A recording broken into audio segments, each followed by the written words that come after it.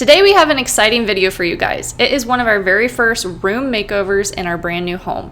This will be video 1 in my part 2 series of an extreme living room makeover. First, we're going to be starting off with a DIY vertical shiplap wall that's going to go halfway up with a peg rail. When moving into this house, I knew that we had to add some type of character somehow because this is a brand new construction home and typically these houses all look the same.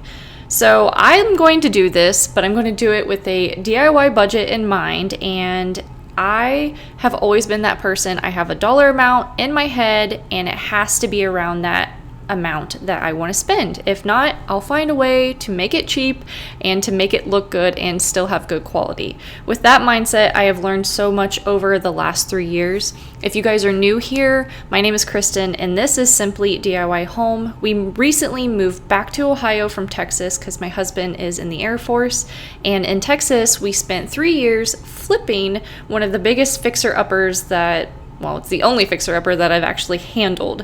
But in those 3 years, I learned so many things. I did new projects that I never thought I would be doing. I learned how to use power tools. I could tell you anything and everything about painting any type of surface, which I'm not sure if I'm proud of or not, but I knew when we moved into this house, this living room needed some sort of character other than having some pictures and a picture ledge behind this couch. And I thought a vertical shiplap wall that goes halfway up the wall just sounds like the greatest idea for this area because it will bring depth and character and just the touch that I need. First things first, you typically want to take your baseboard off of the wall when you do these vertical shiplaps just because you don't want the board to be hanging over your baseboard. It just doesn't look as good as replacing the board with like a 1x4 or whatever size you choose to do. I was actually having the hardest time removing this baseboard. I went and I scored the caulking on the top. I was trying to pry this bar down behind it and pull it off like I typically did with all the quarter round when we replaced the floors. But these guys put 3-inch nails and they aimed them downwards, so it was creating this really hard scenario for me to pull this off the wall. It was getting stuck between the floor and the drywall, so my husband actually had to come and help me and get this off of the wall. Thank goodness, because I was getting really frustrated and I hadn't technically even started the project yet. Usually taking baseboards off is super simple. After moving the baseboard, finally, I added this 1x4 down at the bottom. I made sure it was level, I nailed it in with my nail gun, and then added a piece of quarter round at the bottom. After you have your baseline and you have your new baseboard down on the ground, you know that everything's level, all you gotta do is figure out how high you want your boards to be up. Now, you want to make sure that as you're adding these boards one by one and interlocking them into each other, you are taking your level and putting it on the side to make sure it is level. It's very important to make sure that first board is completely straight and all the lines mix up together.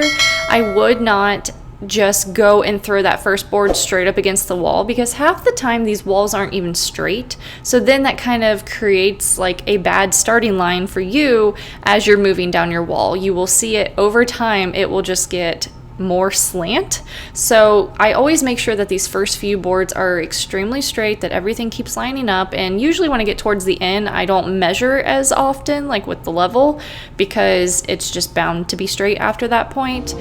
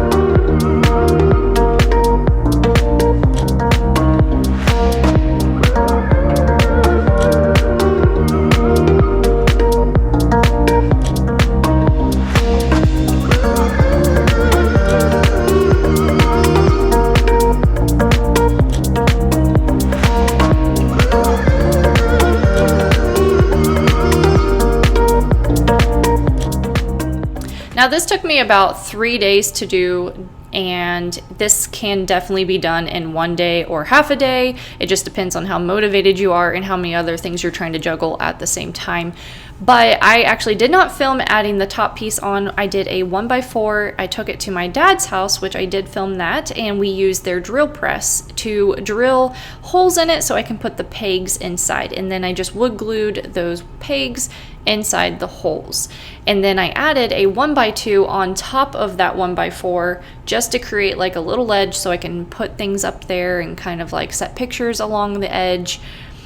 If I was to change it, I would probably do a 1x3. That way I had a wider ledge. And who says, like, I might one day go down the road and tear those 1x2s off and add a 1x3 just so I have a wider ledge.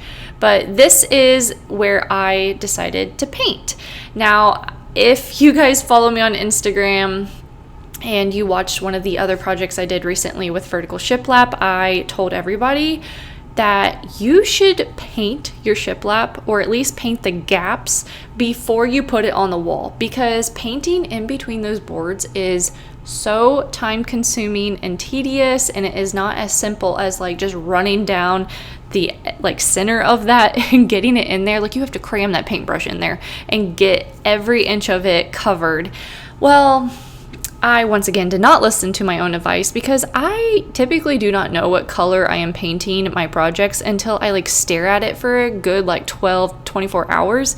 So I knew I wanted like a, I don't know, like a muted gray / grayish wall. So I ended up going with the color Rever Pewter by Benjamin Moore. I hope I'm saying that right. The first word is really funny. It almost looks like reverse, but there's no S in it.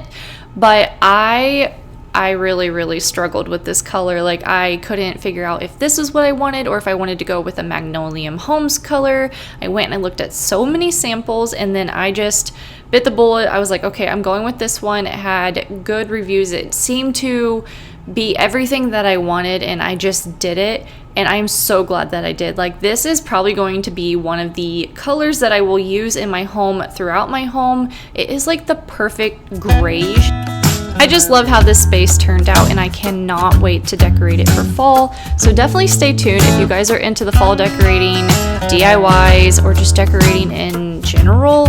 You should subscribe to my channel, like this video, and I hope you guys enjoyed it. If you have any questions, comment down below, message me on Instagram. I can go into more detail. I know this video wasn't as detailed as I wanted it to be. There's so many projects I'm doing, and I cannot wait to share them with you all.